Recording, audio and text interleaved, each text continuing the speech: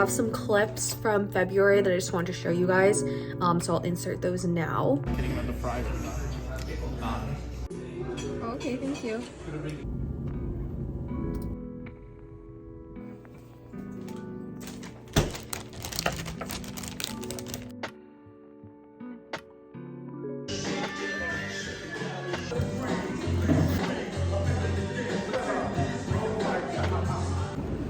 Oh, done with the boxing class.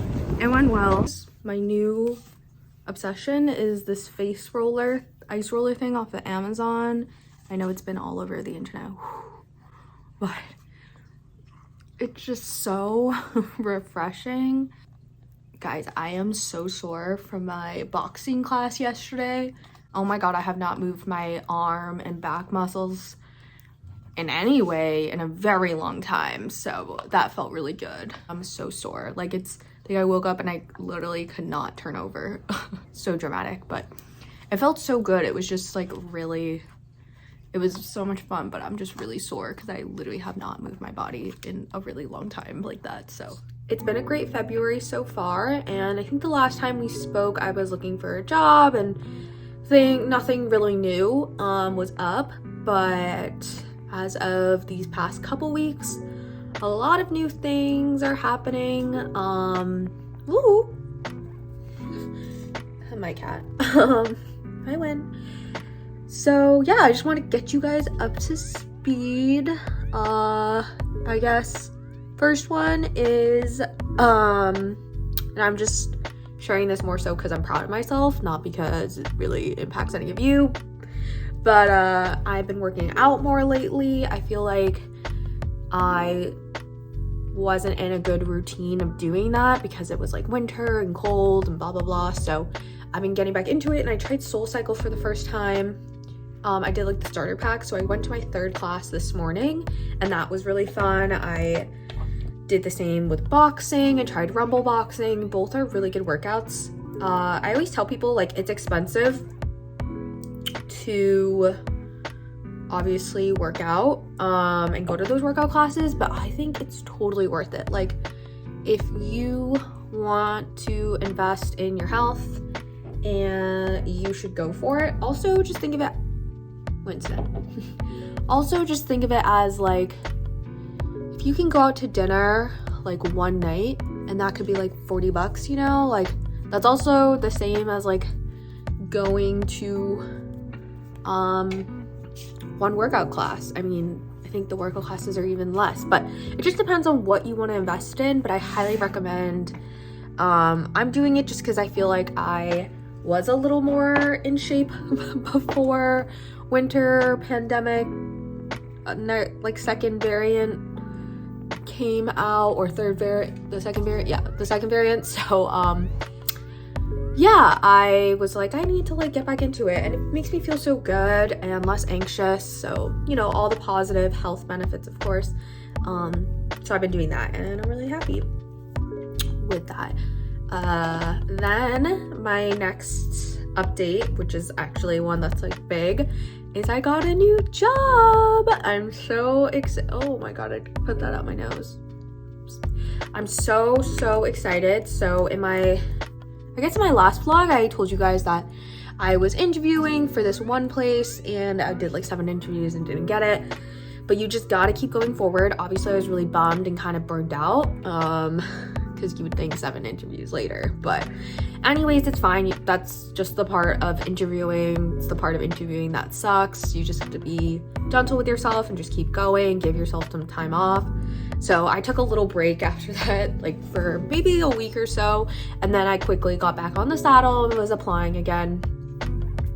That's also really discouraging about interviewing. It's like you constantly are just going from like to the end of something and then straight back to the beginning, you know? So you're at square one all over again, which again feels very discouraging. I felt like because I've made it through so many final stages and then didn't get it, I was even more just like determined to really find something and get something, and I knew I was going to. So yeah, I'm really excited. More details to come. My last day of work is this coming Friday, so today's Saturday, so next week's my last week, and it's bittersweet. Obviously this is my first job out of college, and so I feel like with that, it's just like, it feels really weird. Like, wow, this is my first job. And then like now I was telling people like, oh, I feel like a real adult because like I have 2 years of like professional experience out of college. So I was really proud, and I'm just really happy. And yeah, I just think like if you're not being appreciated in your current position and you're not being grown, don't stick around. It's just not good for you, and you need to do what's best for you. And really lucky to have guidance from people at my company, like from other colleagues who, you know, really like made me understand like I need to put myself first and my needs first. So I'm just really happy I did that, and I'm happy I had their support. And yeah, it's bittersweet though. It is like, there are obviously so many aspects I'm gonna miss, but I just think overall, you know, kind of what makes or breaks your time at a company is your manager. And if you're not having a manager, like I said, that if they're not investing in you and growing you, encouraging you, they're not respectful to you, just leave. Just leave, because they're not going to mentor you, and you're not going to grow. You're just going to be stuck in a place, and it's not great. I'm not saying all managers are perfect all the time, and you know, everyone has their moments, but I think if someone shows you themselves once, you know, I guess flag it for yourself and just keep it in mind. But if they continue to show themselves, and you know, that inevitably happens with people can only act a certain way or can pretend to be something they're not for a certain amount of time. Yeah, just move on, get yourself out of there. And you know, I felt like I was in one of those situations where it's like, oh, like other people weren't treated the same way or as badly. Doesn't matter. It's literally nothing personal. Like, I think I took it really personally for so long, and you have to realize it's personal in the sense that it's like you are being singled out, but you shouldn't feel like there's something wrong with you. And I felt like I really was able to gain confidence back in myself by applying to jobs, even though job hunting is very detrimental, I feel like, on your confidence. At the same time, it just reinforced, it's like, wow, like there are companies interested in me, there are managers interested, hi Winston, in managing me. So yeah, and I'm just excited to be working on a team that is excited to work with me, and a manager that's excited to work with me and wants to grow me and stuff, because that is not my case right now, and that's the big reason why I'm leaving. I knew I wasn't gonna be in this role forever anyways, but I did see at this company that a lot of people had potential to grow and have grown, but that just wasn't there for me, which again is fine. Like, that's just a sign that it's not the right one. So and in order to grow, you gotta change, you gotta do things that make you feel uncomfortable. But so on a positive note, I'm excited to be, and also a little nervous because this new position that I'm gonna start is in a different industry than I've ever worked before. I feel like I've always worked in like nonprofits, education kind of settings. So it's nerve-wracking, but also exciting to be working in something new and something I'm not as familiar with, and having to learn new lingo, and you know, just culture is obviously going to be different between the two, but that's what's the point. That's how you grow, is you got to put yourself in situations that you're not comfortable. And yeah, so more details to come, but as of right now, that's as much as I'm going to share, as I'm still kind of wrapping up my current position.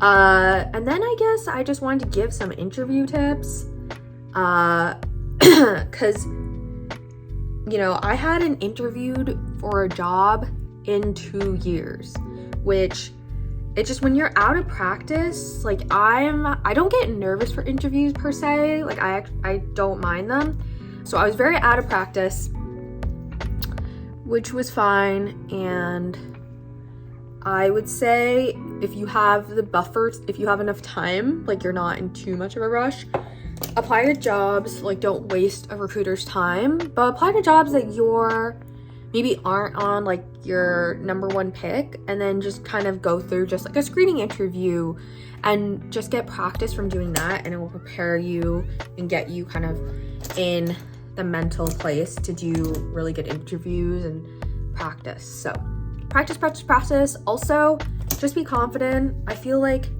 before in interviews, especially out of college, I felt like I had to prove that I could do the job because I hadn't had prior experience outside of college or outside of internships. And sadly, I feel like the world doesn't, at least in like marketing communications, they do value internships. Like, you need internship experience to get your first job, but even then they don't really count it as real experience. So in my first interviews, I always felt for my first job, the one that I'm leaving, I've not just like particularly in the interview for this job, but just in general when I was interviewing, I felt like I had to prove so much to people that I could do the job, blah blah blah. With these interviews, I felt like, I mean, yes, you have to talk about your experience and you need to have relevant experience, but I felt like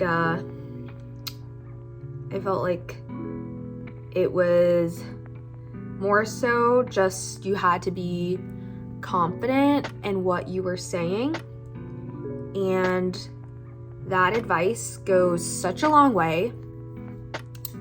Sorry, I had to do my brows off camera just because like it was not working. But again, more information to come, and then also I'll be moving, but more updates to come with that. I am going home to Boston because for family reasons, and that's been really hard, but I'm glad that I can go home. It's obviously not great timing. I can't wait to take you guys on this next chapter, which will involve leaving my job and then starting a new job, and then moving. So lots to come, lots of exciting changes, but just very thankful for each and every step of the process. Yeah.